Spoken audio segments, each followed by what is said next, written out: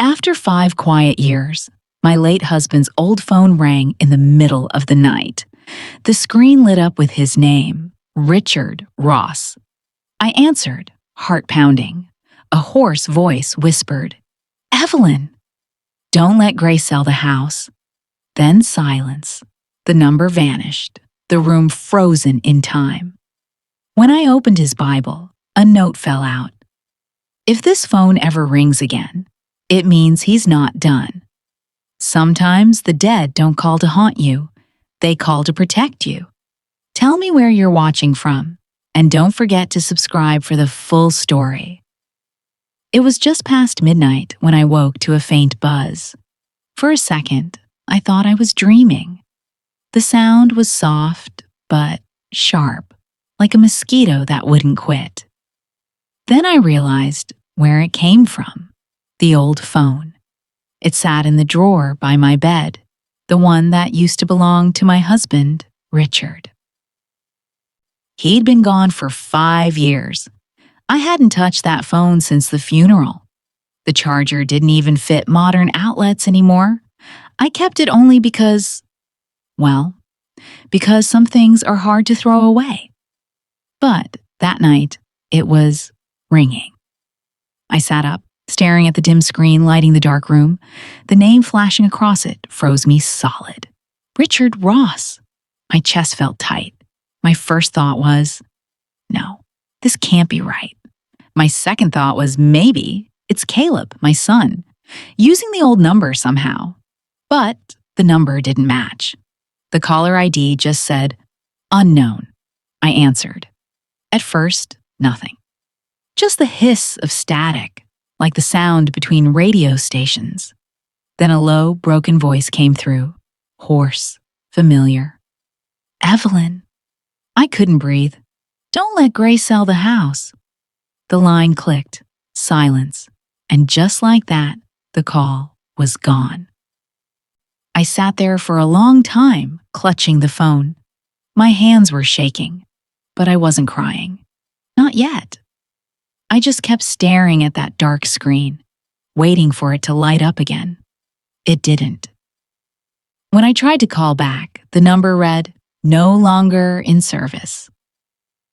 It was 12:47 a.m. The house was dead quiet, except for the old clock ticking in the hallway. I could hear the faint creak of wood. This place always talked at night, like it remembered things too. I turned on the lamp and studied the phone. Dust clung to the edges like it hadn't moved in years. I pressed the home button. The wallpaper was still there. Our picture at the Cape, the last summer before he got sick. Richard's smile looked real enough to touch. "All right," I whispered. "If this is you, I'm listening." My throat burned as I spoke. It had been years since I'd said his name out loud like that. I set the phone on the nightstand and opened the drawer beneath it. Inside was his Bible, worn leather, soft around the edges, the way old things get from being loved too long. When I lifted it, something slid out. A folded piece of paper, yellowed at the corners. It read, in his handwriting, "If this phone ever rings again, it means he's not done." I don't know how long I sat there staring at those words. The air in the room felt different, heavy, the kind of heavy you feel right before a storm. The church bell down the street rang once, 1 a.m. The sound carried through the cold air, soft and hollow. It reminded me of the nights we used to walk home from service, his arm tucked around mine. I whispered, "You're not done. What does that mean, Richard?" The house didn't answer. I closed the Bible and held it against my chest. My heart wouldn't slow down. Part of me wanted to believe it was some prank, some glitch or cross-line connection. But another part, the one that had lived beside this man for 40 years, knew better. He'd never been careless with words. The message was clear enough. Don't let Grace sell the house. But why? Grace was my daughter-in-law. She'd been helping with the bills since Caleb got his new position downtown. I knew she wanted to move, start fresh, somewhere newer, cleaner. The old place wasn't much, a creaky two-story with peeling paint and an attic full of memories. But it was ours. And now, in the middle of the night, my dead husband was warning me about it. I pressed my palms together, whispering a short prayer I hadn't said in years. Lord, if this is meant to reach me, give me strength to hear it right. A gust of wind rattled the window pane. Somewhere outside, the chimes on the porch clinked together, slow, uneven. I thought about waking Caleb, but what could I even say? Hey, honey, your father called from the other side to talk about real estate? No, I'd sound insane. Instead, I made a cup of tea, the way I always did when I couldn't sleep. The steam fogged the kitchen window as I stood there, staring at the reflection of my own tired face. My hand still trembled slightly, so I gripped the mug tighter just to keep it steady. I replayed the voice in my head, again and again. The rasp in his tone, the way he said my name, not like a ghost, but like a man trying to get through one last time. Evelyn. He'd always said it that way, like he was reminding me who I was when I started to forget. I looked over at the counter. The old landline sat there, silent and cold. The phone hadn't rung in months. Now both it and the cell sat side by side. And, for a moment, it felt like the past and present were staring at each other. It was then I noticed something I'd never seen before. The back of the old cell, there was a faint engraving. Maybe I'd just forgotten, or maybe I'd never looked closely enough. It said, "Faith keeps the light on." He'd said that to me once, the week before he died. We were sitting in the hospital, and the power flickered during a storm. He looked out the window and smiled, weak but calm, and said, "As long as you have faith, the light finds its way back." I wiped a tear from my cheek and took a deep breath. "All right, Richard," I said softly, my voice trembling but sure. "I'll find out what this means. You can rest." But deep down, I knew this wasn't about him resting. It was about me waking up. I turned off the lamp and sat on the edge of the bed, holding the phone in both hands. The screen stayed dark now, but I could feel something underneath it, like a pulse, faint and steady. Outside, the streetlight flickered once, then twice. The power dipped for a second, and then nothing, just quiet. I thought about calling Caleb again, but decided against it. I needed to see things with my own eyes first. The clock ticked on, 2:05 a.m. I tucked the Bible and the note into my nightstand, right next to the phone, and whispered one last time before lying down. "Whatever you started, I'll finish." The next morning, the house would look the same. Same creaking floors, same sunlight through the blinds. But I knew something had shifted. Something had been set in motion. I didn't know yet that a single midnight call would unravel every truth I thought I knew about my family, my faith, and my husband's death. But I did know one thing. When the dead speak, you listen. The morning after that call, I woke up before the sun. The house was quiet, except for the pipes groaning in the walls. For a moment, I wondered if it had all been a dream. The phone ringing, Richard's voice, those words. But when I turned my head, the phone was still there on the nightstand, right where I left it. And the Bible sat next to it, the folded note tucked inside. Downstairs, the coffee pot gurgled to life. I tried to move through the morning like everything was normal. toast, jam, a little honey in the tea, but there was a weight in the air that wouldn't lift. I kept glancing toward the window, half expecting someone to appear at the door. Then Grace showed up. She breezed in like always. Bright smile, perfect hair, that same floral perfume that somehow filled the whole kitchen. "Morning, Mom," she said, voice too sweet. "I brought something for you to look over." I remember her words so clearly because they hit like a hammer once I saw what she was holding. A folder, crisp and thick. She laid it flat on the table, right next to my cup. "I talked with Caleb," she said, pulling out the papers. "He thinks it's time we move forward with selling the house. It's just too much for you to manage alone. The market's good right now, and with the debt attached, well, this would take a lot off your shoulders."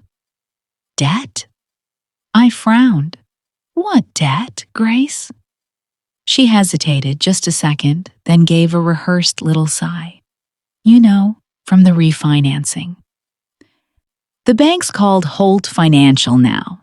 They've restructured everything. Caleb said he already spoke with the agent. I stared at her. "He said that?" She nodded too quickly. "Yes, of course. It's just paperwork. You'll still get your share. You don't even need to go anywhere. Just sign, and I'll handle the rest." Her voice was soft, but her hands, those perfectly polished nails, were trembling. I picked up the first page.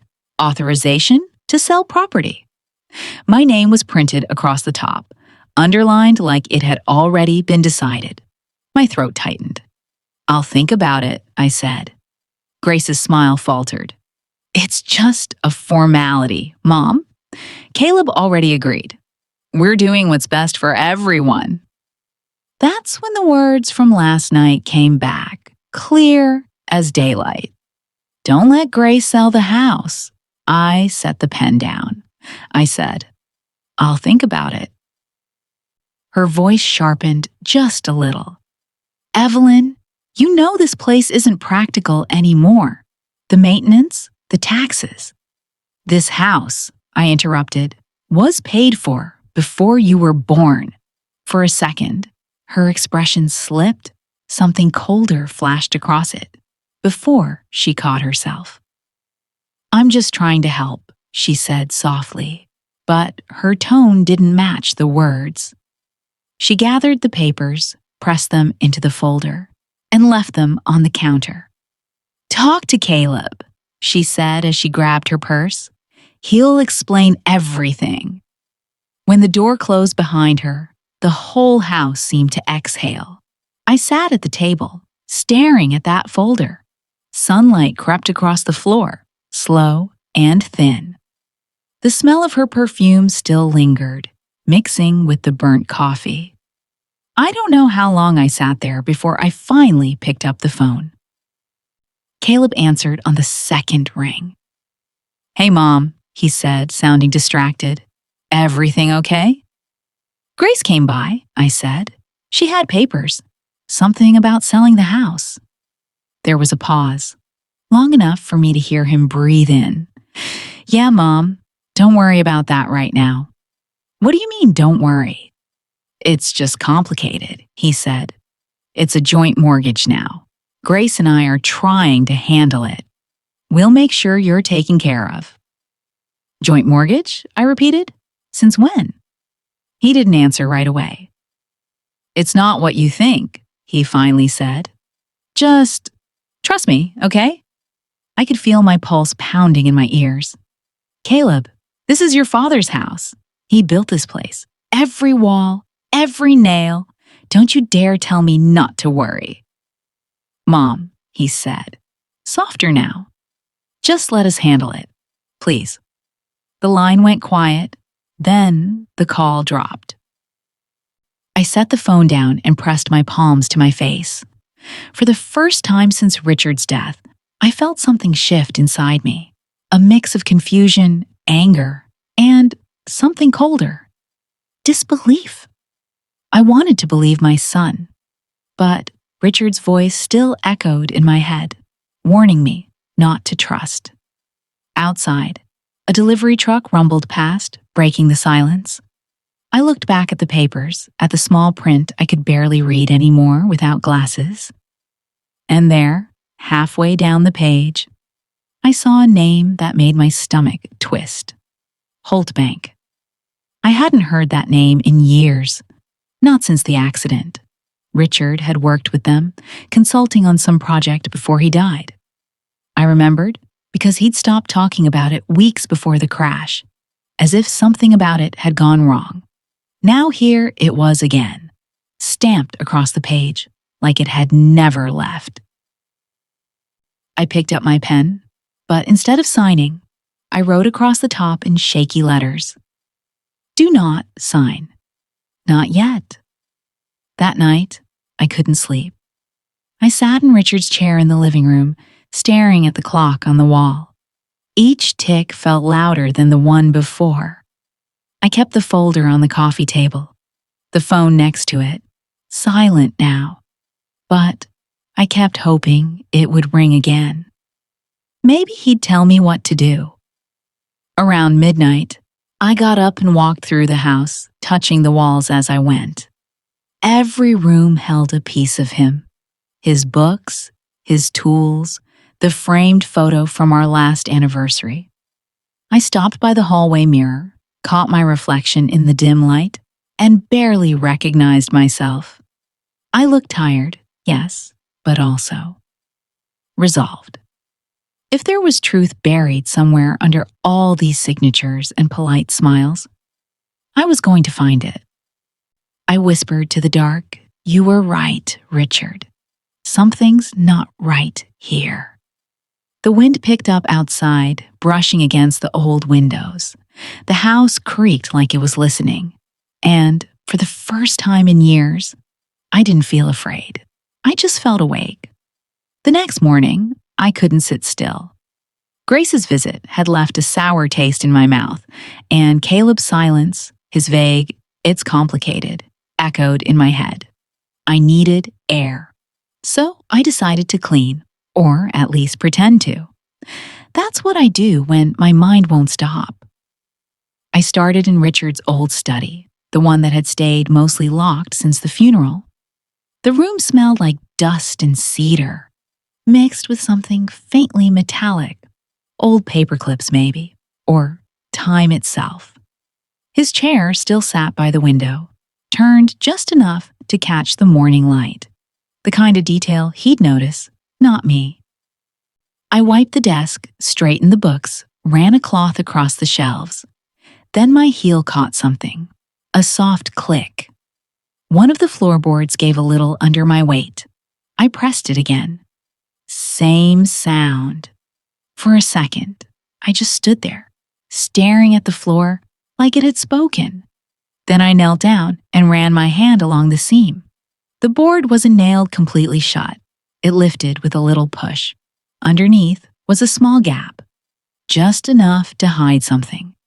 There it was, a brown envelope, edges curled, tied with string. I hesitated before touching it. My first thought was, "Richard, what did you do?" Inside, there were photographs, old ones of him and Caleb at the beach. Caleb, maybe 9 or 10, grinning with a popsicle dripping down his chin. Richard had written the date on the back in that neat, slanted handwriting of his. But under the photos, there was something else. A printed document from Holt Bank, a statement, withdrawals made just days before the accident. The amount wasn't huge, but it was odd. Richard hadn't touched that account in years. And at the bottom corner, in blue ink, there was a symbol. A small cross, drawn like he always signed cards to me. And under it, 4 words, "For truth, not revenge." My throat went dry. I sat back on the floor, papers scattered around me, light cutting through the dust in thin lines. The house was so still, I could hear the ticking clock in the hallway again. "Richard," I whispered. You were trying to tell me something, weren't you? The words felt heavy, like they carried their own gravity. I spread the documents out on the desk and looked closer. The statement wasn't just a withdrawal. It was linked to a consulting fund. The name next to it, Gregory Holt. That name again. I remembered it from somewhere. Holt Bank, Holt Financial. Grace had mentioned it just yesterday. And Richard. He'd stopped talking about work right around the time he started looking tired all the time. I ran my hand across the letterhead, tracing the embossed logo. Something about it felt wrong. By instinct, I grabbed my coat and the envelope. There was only one person I could think to ask, Father Donovan. He'd married Richard and me 40 years ago. He'd been at the funeral too. The church was half empty when I arrived. The scent of candle wax and old wood wrapped around me as I stepped inside. Donovan was sitting in the last pew, reading something small and worn. Evelyn, he said, looking up with that same kind, slow smile. It's been a while. I held up the envelope. I found this in Richard's study. He took it gently, like he already knew it would matter. As he flipped through the papers, I watched his eyes change. First recognition, then a kind of quiet sorrow. Where did you find these? He asked. Under a floorboard, in his office. He folded the papers again, slower this time, and handed them back. Some debts, he said softly, aren't about money. What does that mean? I asked. He looked past me, toward the altar. Your husband came to me a few months before the accident. He said there were things he'd uncovered, irregularities at Holt Bank, people being paid to stay quiet. He was worried, not for himself, but for you and Caleb. I felt my stomach twist. Why didn't you tell me? Because he asked me not to. Donovan said quietly. He said, if something happened, you'd know what to do when the time came. I wanted to be angry, but I couldn't, not with him. His voice was too heavy with guilt, and the church felt too sacred for yelling. I took a step back, clutching the envelope to my chest. He knew, I whispered. He knew something was coming. Father Donovan nodded. He believed the truth would surface, but he also believed revenge would only destroy what was left of your family. I didn't know whether to laugh or cry. So what do I do now? He smiled sadly. Pray, Evelyn, and look closer at what's right in front of you. Richard left you more than grief. He left you guidance. Outside, the wind had picked up. Leaves scraped across the church steps like whispers. When I got home, I sat at the kitchen table and laid the envelope flat again. The papers were smudged from my hands, the ink fading in places. But the meaning was clear. For truth, not revenge. I looked up at the ceiling, at the old water stain near the corner, and exhaled. I'm trying, Richard, I said, quietly. But I don't even know where to start. I folded everything back into the envelope and tucked it into the drawer beneath the old Bible. Then I turned off the lights, leaving only the small lamp by the window on. Its glow reached just far enough to touch the picture frame on the counter. Our family photo, the three of us smiling like nothing could ever go wrong. I stood there for a long time, hand on the drawer, and whispered, if this is the truth you wanted me to find, I'll keep going, but I won't let it break us. The house gave a small groan, the kind old homes make when they settle. It sounded almost like agreement, and for the first time since that midnight call, I felt something other than fear. I felt purpose. 2 weeks passed after I found that envelope, and nothing about life felt normal anymore. The air in the house was thick with questions, and every time the phone rang, I half expected to hear Richard's voice again. Then, one afternoon, my neighbor, Mrs. Klein, came by with a small brown parcel. "Delivery for you," she said. "No return address." The handwriting on it was shaky, almost nervous. I took it inside and set it on the kitchen table. For a long time, I just stared at it, tracing the edges with my fingers. Then I took a knife, slit the tape, and slid out a manila folder. Inside were a few sheets of paper, yellowed from the copier. At the top of the first page, in bold, "Accident Report. Richard Ross." My heart stopped. I had never seen the official file before. Caleb told me years ago that it had all been handled. There wasn't much to say. Faulty brakes, wet road, tragic accident. But this document, it was different.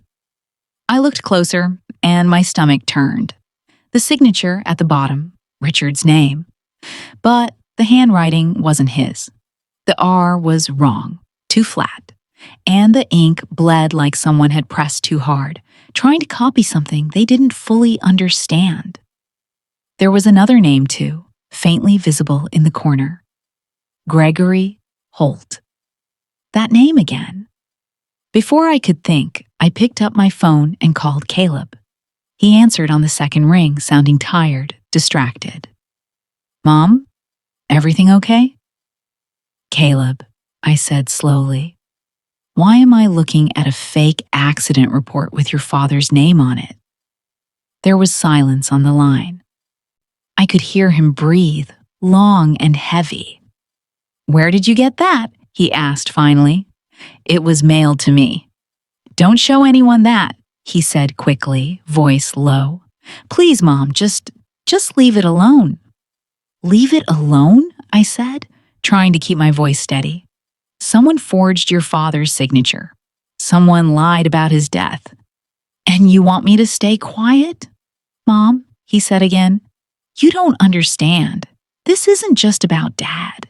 It's about Holt Bank, about money. People have disappeared over this." "Then tell me," I said. But before he could answer, the line went dead. I called again and again. Nothing. That night, I barely slept. The wind howled against the windows, the branches scraped the roof, and the shadows felt closer than usual. Around midnight, I made tea, sat at the kitchen table, and stared at the folder again. Whoever sent it knew exactly what they were doing. The next morning, I drove to Caleb's house. Grace opened the door, looking startled to see me. Her eyes darted between me and the folder in my hand. "We need to talk," I said. She hesitated but stepped aside. The house was too clean, too quiet. I could hear the hum of the fridge and nothing else. When we sat down, I placed the folder on the table between us. "You know what this is?" Her lips parted, but she didn't answer. "I think you do," I said. "And I think you know who sent it." Grace's hands trembled as she reached for a glass of water. "Evelyn, I swear." "Stop lying," I said quietly. "Please, I'm tired. I'm not here to accuse you. I just need the truth." For a moment, she stared at the table, her eyes wet. Then she whispered, "It was me." The words hit like a wave. "I didn't mean for any of this to happen," she continued, voice shaking. "Gregory Holt. He made me do it. He knew about my student loans, the money I owed. He said if I gave him access to Caleb's department files, he'd make it disappear." I could barely breathe. "So you gave him Richard's file?" She nodded. "And when I realized what he'd done with it, it was too late. He said if I told Caleb, or you, he'd ruin all of us. He'd take the house, expose everything." I leaned back in my chair, trying to steady myself. "Why didn't you tell me?" "Because I thought I could fix it," she said. crying now. I thought if I helped him one last time, he'd leave us alone. But now, Caleb's been suspended. Someone reported him for hacking into confidential archives. They said he was covering up the past. Covering up what?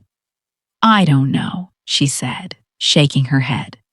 But Holt, he's making it look like Caleb's the one who faked the accident report.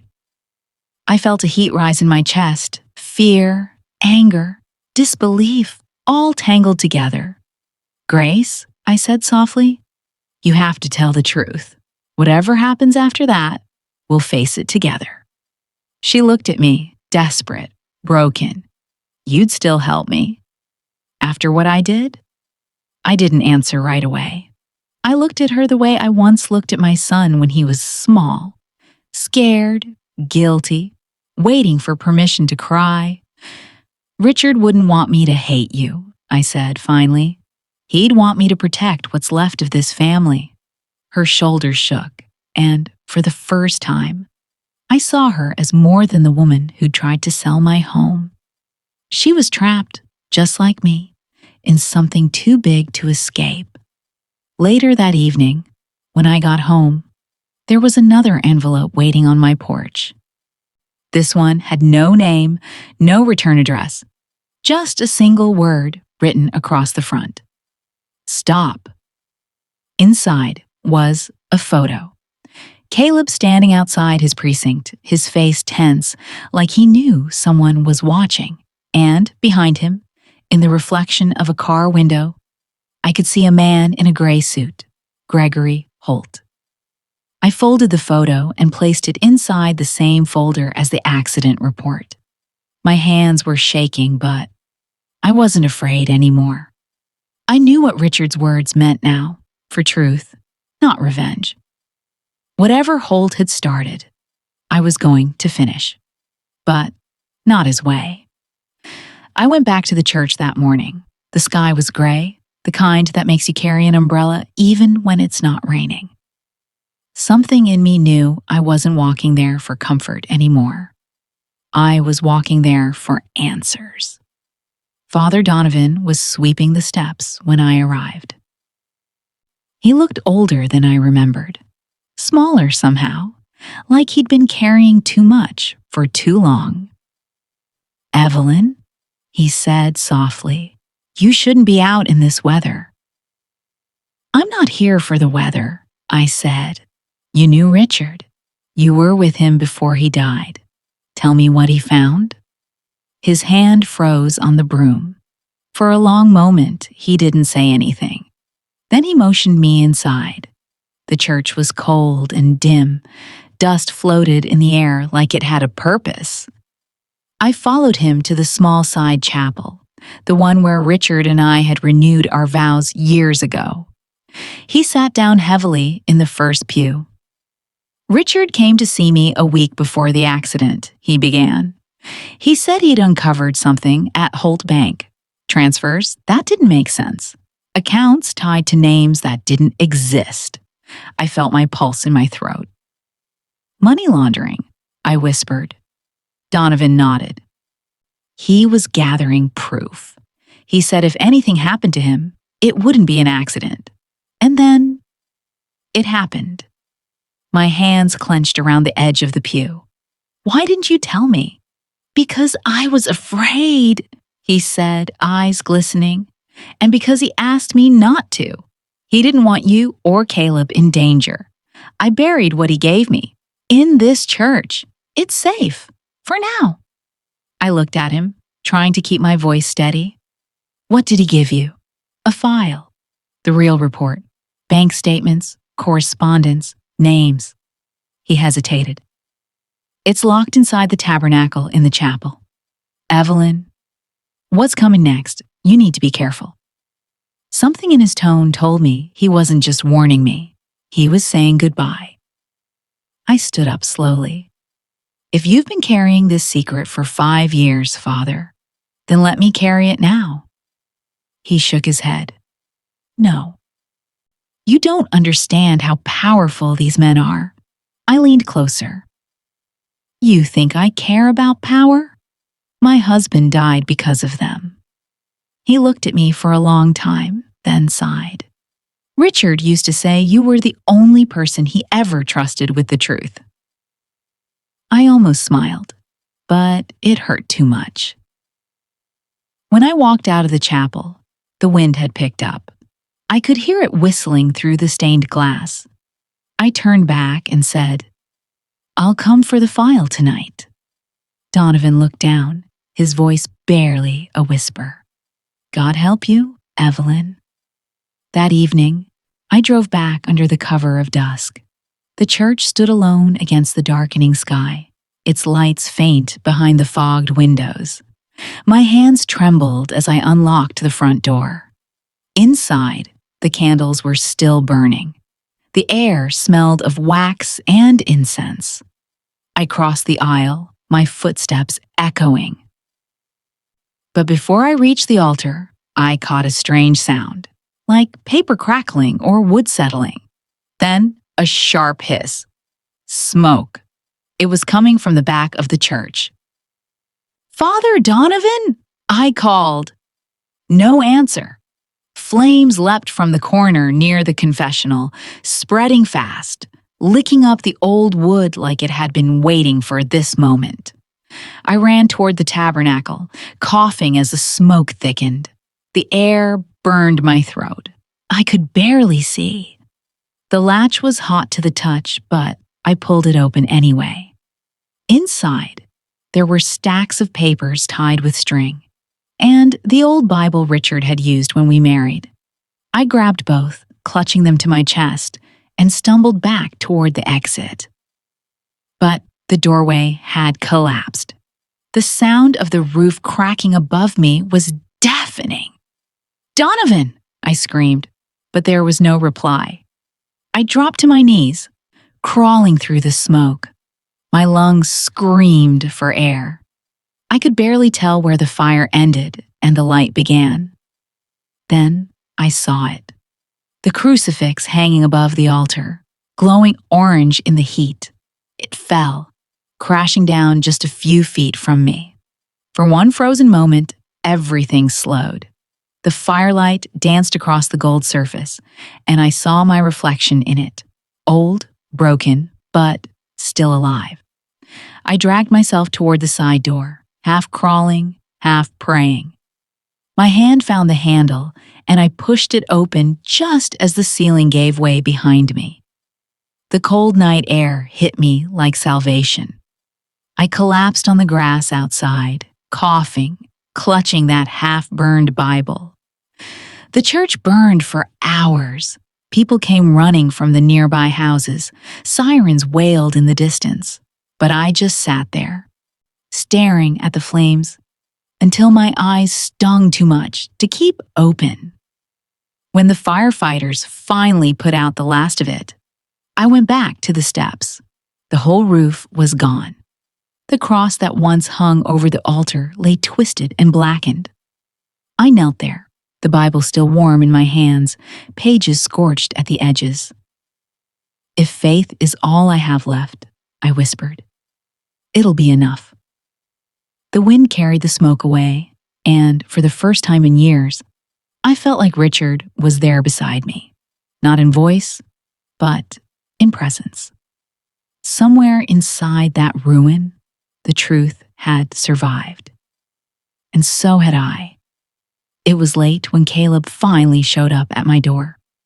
I'd been sitting in the living room with nothing but the ticking clock and the faint smell of smoke from the fire that took the church. He didn't knock. He just stood there, framed by the porch light, looking like a boy who'd done something he couldn't undo. "Mom," he said softly, "we need to talk." I didn't say a word. I just stepped aside and let him in. He walked to the middle of the room and stopped, his hands buried in his coat pockets like they were hiding something too. "Grace told me," I said quietly, "about Holt, about the files, about the money." He froze. For a second, I could see every emotion flicker across his face. Fear, guilt, anger, shame. "Mom, it's not what you think," Then tell me, I said, my voice shaking, because what I think is that your father died trying to stop Holt. And now, his son's been signing papers with the same man. He turned away, rubbing his face. I didn't have a choice. That's what they all say, I said. Every man who gives up his soul starts with that sentence. He looked at me, then really looked at me. You don't understand. Grace was in debt. Holt found out. He said if I didn't help him move some money through the department's pension accounts, he'd ruin her and me. He had evidence, Mom. Real evidence. My voice dropped to a whisper. So you helped him? Caleb's eyes welled up. I thought I could fix it later. I thought it was temporary. But once you sign one thing for Holt, it's never over. I sat down slowly, my knees weak. The truth felt heavier than the air itself. Do you know what this means? I asked. It means the man your father died fighting is using his son to keep the same corruption alive. He took a step closer. I didn't kill Dad, if that's what you're thinking. I looked up at him, my son, the boy who once built birdhouses in the yard, now standing in front of me, shaking like a stranger. Tell me, Caleb, I said, barely holding my voice steady, was your father's death your first mistake? Or your first cover? He broke then. His face crumpled. He dropped to his knees in front of me. I swear to you, he cried, I never hurt him. But I knew what Holt was doing, and I stayed quiet. Because if I spoke up, Holt would have gone after Grace, and maybe after you too. The words hung in the air like ash after the fire. You were a child when your father died, I said softly. I won't let you die a liar. He looked up at me, his eyes red, his voice raw. What do you want me to do? Face it, I said. Own it. The truth isn't supposed to be easy. It's supposed to set you free. He nodded slowly, but I could see the fear creeping back in. If I go to the police, Holt will destroy everything. He has files, Mom, documents with my signature. He'll twist it to make me look like the one who started it. Then we find something stronger than his lies, I said. Your father left breadcrumbs. We just have to follow them. Caleb shook his head. You don't understand what he's capable of. I leaned forward, my voice calm but firm. I understand what silence is capable of. For a long time, neither of us spoke. The clock ticked on, slow and merciless. Then I stood, walked to the drawer, and pulled out the half-burned Bible I'd saved from the church. I set it on the table between us. This survived the fire, I said. Your father's handwriting is still inside. Maybe his truth is too. Caleb stared at it like it might burn him. You still believe, don't you? Yes, I said, because faith doesn't mean blindness. It means courage when you finally see. He buried his face in his hands, sobbing quietly. I wanted to hold him, but I didn't. Not yet. Tomorrow, I said, you're going to tell the truth. To the department, to the FBI, to whoever will listen. And when Holt comes after you, he'll find me standing in front of you. He looked up, tears streaking his cheeks. Mom, you can't. I can, I interrupted. Because you're my son. And because your father died for a reason. I won't let that reason die with him. He took a long, shuddering breath. Then he whispered, what if it's too late? I reached across the table, resting my hand over his. It's only too late when you stop choosing what's right. We sat there in silence, just breathing. Outside, the wind rattled the window, and the first drops of rain began to fall. Caleb wiped his eyes and whispered, I'm sorry, Mom. I nodded, my throat too tight to answer. As he stood to leave, I called out softly, Caleb? He turned. When you face them tomorrow, don't look down. You come from a man who stood for something. And I'm still here to make sure you do too. He didn't say anything, but the way he looked at me, that mix of shame and gratitude, told me everything. When the door closed behind him, I sank into the chair again. I opened the Bible. The edges were blackened, but the words were still there. For truth, not revenge. And for the first time in years, I didn't feel afraid of the storm outside, because the real storm was already over. After Caleb left that night, I sat alone at the kitchen table, the rain beating against the windows like it was trying to remind me I wasn't done yet. The house was quiet, too quiet.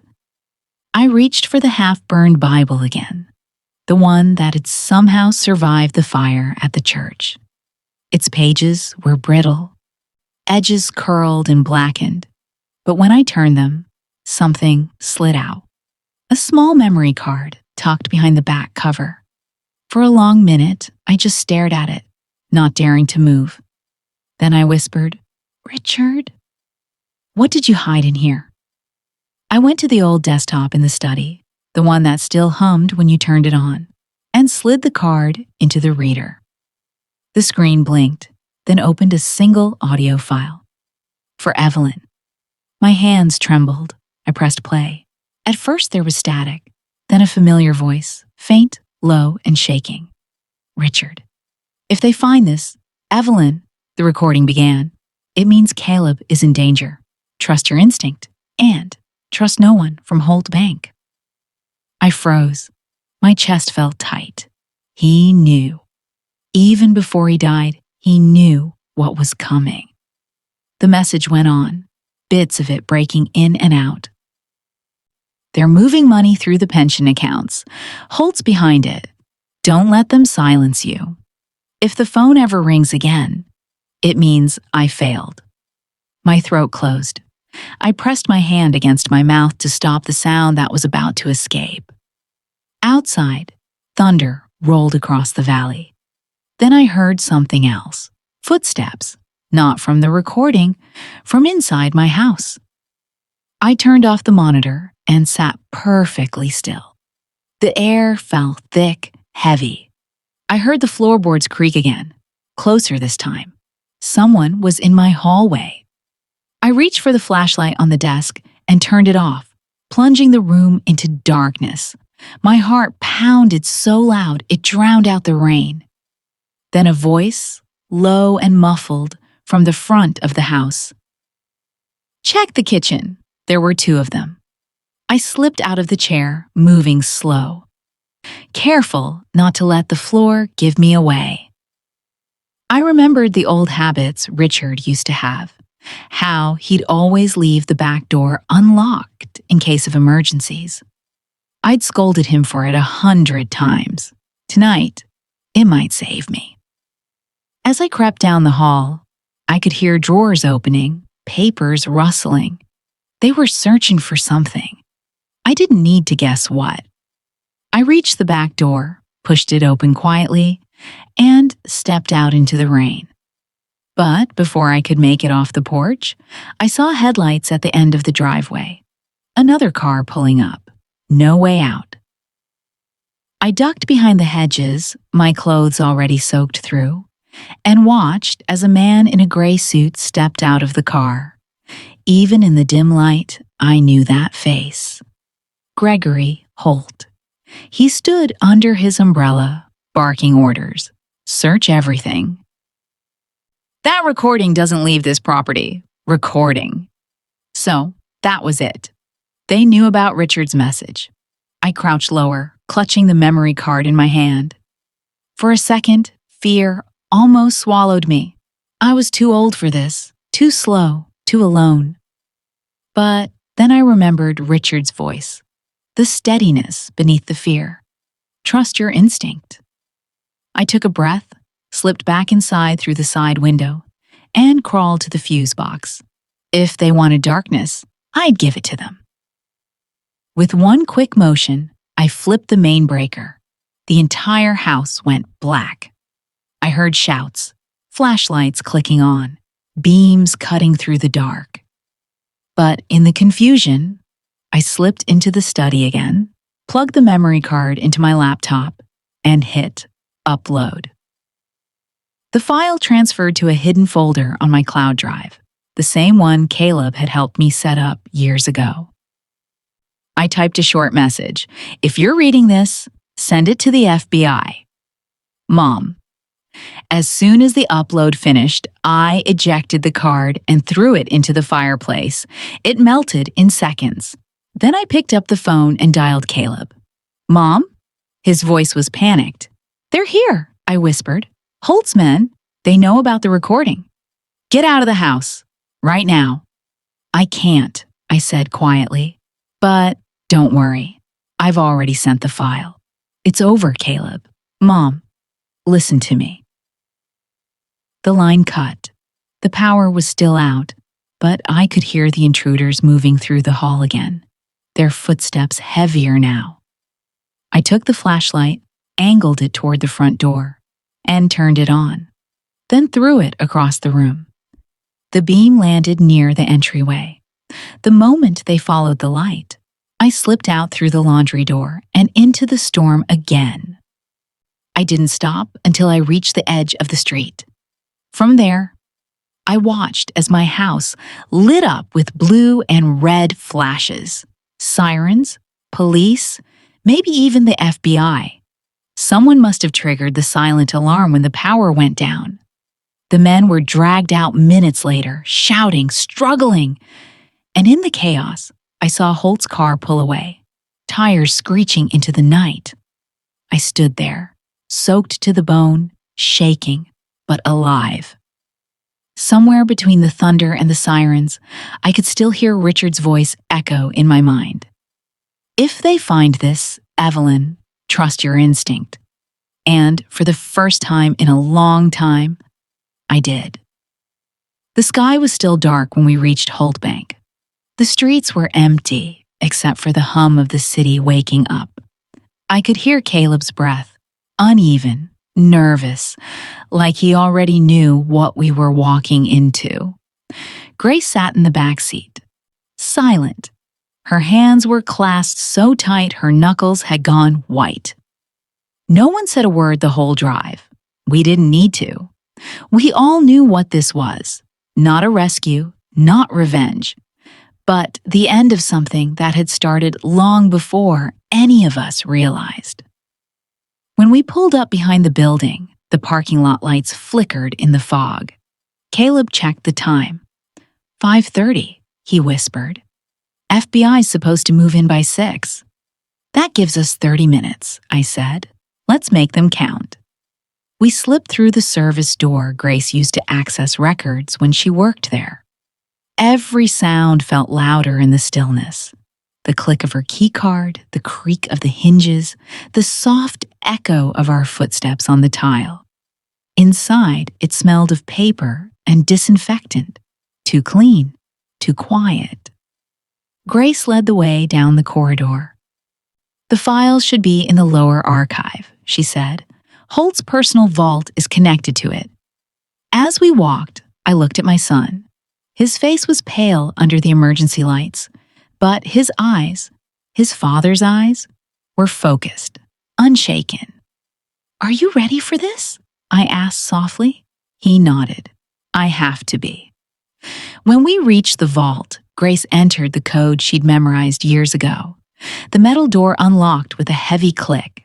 Inside was a small room lined with safety boxes, a single desk, and one black computer tower humming quietly in the corner. Caleb went straight to it. This is it, he said, pulling out a flash drive. The ledgers, offshore accounts, transfers. Everything Holt's been hiding. I watched him plug it in, my heart pounding. Years of silence, of doubt, of grief, all boiling down to this moment. Then the lights flickered. Caleb froze. That's not us, he said. A voice echoed from the doorway. I'd step away from that computer if I were you. We turned. Holt stood there, calm, his coat still damp from the rain. Behind him were two men with guns. "Well," he said, almost smiling, "the Ross family reunion, how touching." "It's over, Holt," I said, keeping my voice steady. "The FBI's on their way?" He chuckled. "Oh, Evelyn, you think the Bureau doesn't belong to me too?" Caleb took a step forward. "You killed my father." "No," Holt replied, his tone casual. "Your father killed himself the day he thought he could expose me. You just inherited his talent for bad decisions." He raised the gun toward my son. My body moved before my mind caught up. "Stop!" I shouted, stepping in front of Caleb. "Always the martyr," Holt sneered. "But tell me, Evelyn, do you even know what your husband was trying to protect?" "I know enough," I said. "He believed the truth was worth dying for." Holt tilted his head. "Then maybe you'll follow his example." The sound of a gun cocking filled the room, but not his. It was Grace. Her hands were trembling, but she held her weapon firm. "Put it down, Holt." He turned, amused. "You?" he said. "You sold me the files in the first place." "I did," she said, her voice breaking. "And I'll spend the rest of my life trying to fix it." Holt's smirk vanished. "You think killing me fixes anything?" "No," I said, taking a slow step forward. "But stopping you does." That's when the first siren wailed in the distance. Holt's men tensed. Caleb used the distraction to grab one of their guns and push me toward the desk. Shots rang out. Deafening. Sharp. I dropped behind the table, covering my ears. Sparks flew from the computer as a bullet shattered the monitor. "Mom, stay down!" Caleb yelled. I looked up just long enough to see Holt aiming again, not at Caleb, but at me. And then Grace moved. The shot echoed through the vault. Grace fell before I could even scream, her body collapsing against the steel drawers. Caleb fired back. Holt went down, clutching his shoulder. His men ran when they heard the FBI shouting outside. Everything after that blurred. The heavy boots, the shouting agents, the flashing lights. Caleb dropped his gun, his face white as ash. He fell to his knees beside Grace. I knelt next to her, my hands shaking as I pressed against the wound. "Stay with me," I whispered. Her lips were pale. "I'm sorry," she said, weakly, "for everything." I held her hand tight. "Grace, don't talk, just hold on." She smiled faintly. "You were right about faith. It's not about being clean. It's about not giving up." Her eyes closed as the paramedics rushed in. I don't remember how long I sat there. The agents were pulling evidence, securing Holt, shouting orders. But all I could hear was Richard's voice, the recording that started it all. Justice isn't revenge. It's truth, made visible. When they let Holt out in cuffs, he glared at me. I just stared back. "The truth's visible now," I said, quietly. Outside, the sun was just breaking through the clouds. I stood in the parking lot, soaked in red and blue light, watching as they loaded Grace into the ambulance. Caleb stood beside me, his hands trembling, his voice barely a whisper. "She saved you, Mom." "No," I said softly, tears blurring my vision. "She saved herself." And as the ambulance drove off and the sky turned gold, I finally felt something I hadn't in years. Peace. It's been a year since that morning at Holt Bank. The house feels different now, quieter, lighter somehow. Maybe it's because the ghosts finally stopped whispering. Or maybe I just learned to stop listening to the wrong ones. The walls still carry the smoke stains from the fire years ago, and the floor creaks the same way it always has. But when I walk through these rooms now, I don't feel anger anymore. Just memories.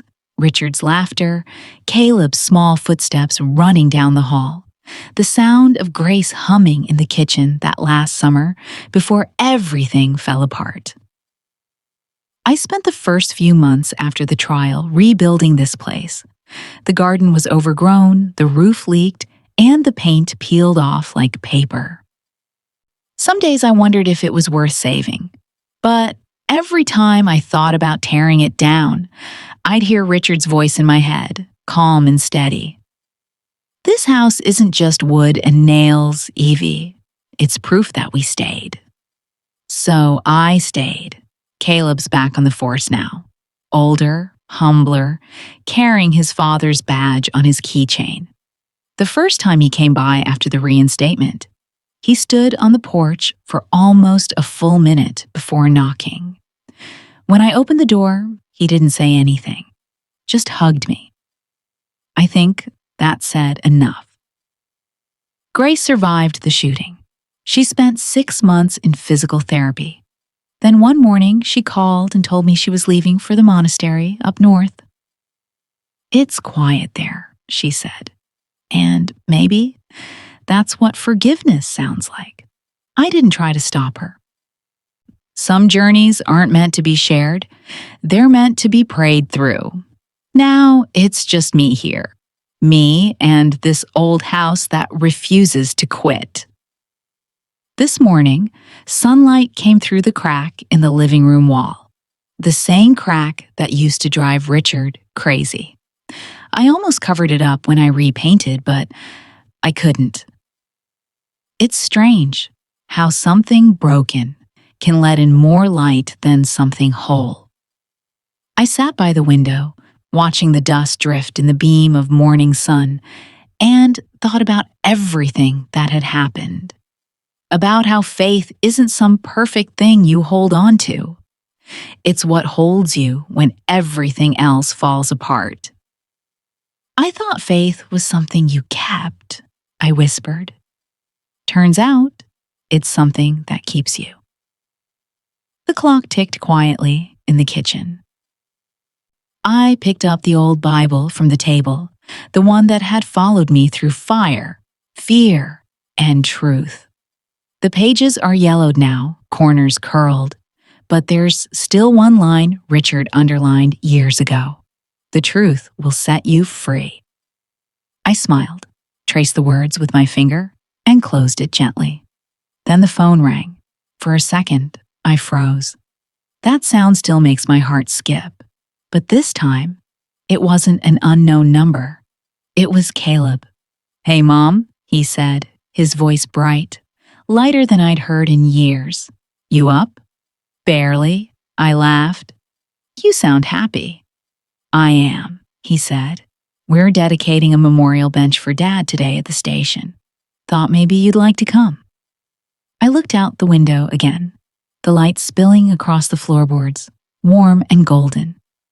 "Yeah," I said softly. "I'd like that."